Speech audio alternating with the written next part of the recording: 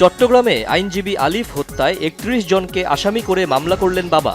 এ পর্যন্ত ৩৯ গ্রেফতার, আওয়ামী লীগের ইন্ধনের অভিযোগ। সংখ্যালঘু হিন্দুদের উপর কথিত নির্যাতনের অভিযোগে বাংলাদেশিদের চিকিৎসা না দেওয়ার সিদ্ধান্ত কলকাতার জে.এন. রয় হাসপাতালের।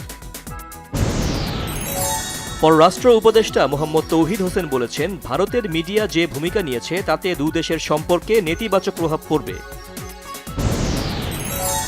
বাংলাদেশে হিন্দুত্ববাদী সংগঠন ইসকনের বহিষ্কৃত নেতা চিন্ময় দাসের গ্রেফতারের ব্যাপারে কিছু মানুষ ভুল ব্যাখ্যা দিচ্ছে, জানিয়েছেন জাতিসংঘে বাংলাদেশের স্থায়ী প্রতিনিধি তারেক মোহাম্মদ আরিফুল ইসলাম।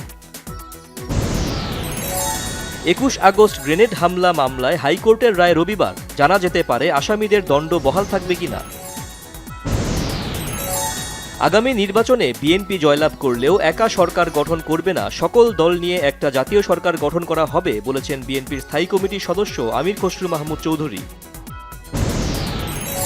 সংস্কারের আগে নির্বাচন দিলে তরুণ প্রজন্ম অন্তর্বর্তী সরকারকে কাঠগড়ায় দাঁড় করাবে বলেছেন প্রধান উপদেষ্টার প্রেস সচিব শফিকুল আলম। বিএনপির স্থায়ী কমিটির সদস্য ডক্টর খন্দকার মোশাররফ হোসেন বলেছেন, পতিত ফ্যাসিস্টদের ষড়যন্ত্র রোধে দ্রুত নির্বাচনের রোডম্যাপ ঘোষণা করা উচিত। বাংলাদেশ জামায়াত ইসলামীর আমির ডাক্তার শফিকুর রহমান বলেছেন, বাংলার আকাশে কিছু শকুন ঘুরে বেড়াচ্ছে, কোনো শকুন যেন মাটিতে নামতে না পারে। অন্তর্বর্তী সরকার ব্যর্থ হলে কারোরই অস্তিত্ব রাখবে না শেখ হাসিনা ও তার দোসররা বলেছেন জুলাই শহীদ স্মৃতি ফাউন্ডেশনের সাধারণ সম্পাদক সার্জিস আলম। গণফোরামের প্রতিষ্ঠাতা সভাপতি ডক্টর কামাল হোসেন বলেছেন, ছাত্র জনতা প্রমাণ করেছে এই দেশ কোনো স্বৈরশাসকের নয়, জনগণের।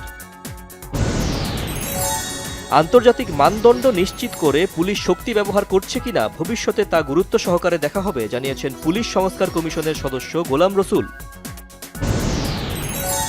বিদ্যুৎ, জ্বালানি ও খনিজ সম্পদ উপদেষ্টা ফাউজুল কবির খান বলেছেন, বিশেষ ক্ষমতা আইনে নতুন বিদ্যুৎ কেন্দ্র স্থাপনে যেসব সম্মতিপত্র দিয়েছিল বিগত সরকার সেগুলো আর প্রযোজ্য না। অর্থ উপদেষ্টা ডক্টর সালেহ উদ্দিন আহমেদ বলেছেন, গেল ১৫ বছরে দেশে যে অকল্পনীয় লুটপাট হয়েছে তার প্রভাবে অর্থনীতির ক্ষত সহসাই শুকাবে না। মৎস্য ও প্রাণী সম্পদ উপদেষ্টা ফরিদা আক্তার বলেছেন, ভূমি মন্ত্রণালয়ের ভুল নীতির কারণে তিস্তা নদী ও জলাশয়গুলো মরে যাচ্ছে।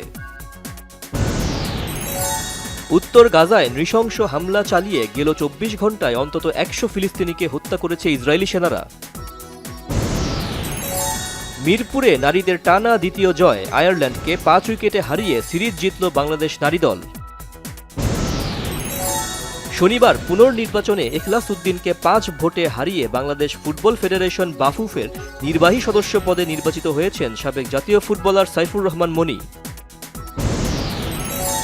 সুযোগ পেলে জন্মস্থান সৈয়দপুর ও কিশোরগঞ্জের মানুষের সেবা করতে আগ্রহী বিএনপি চেয়ারপারসনের উপদেষ্টা ও সঙ্গীতশিল্পী বেবি নাজনীন।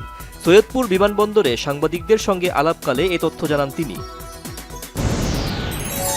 প্রাপ্তবয়স্কদের জন্য এ গ্রেডের ছাড়পত্র পাওয়া প্রথম ছবি ভয়াল দিয়ে বড় পর্দার ৬ বছরের বিরতি ভেঙেছেন অভিনেত্রী ও মডেল আয়শা খান।